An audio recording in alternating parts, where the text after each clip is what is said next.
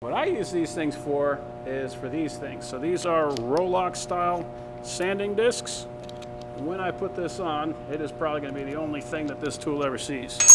So this is all it is. A little plastic threaded thing fits onto this. And that turns this into the most useful tool in our shop. What I mean by that is this is some paint that was on a plate, and I was trying to clean that up just by running it through a wire wheel. That 8-inch wire wheel, this took me over a minute to get that much paint off.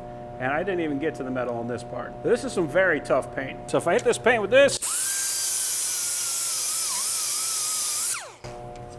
that takes no time at all. Perfectly ready to weld. And you can see this nasty edge that we got on here.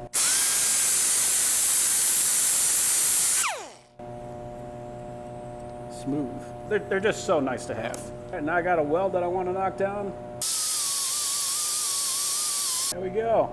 And you can go as crazy with that as you want to. So yeah, this is a shop's best friend.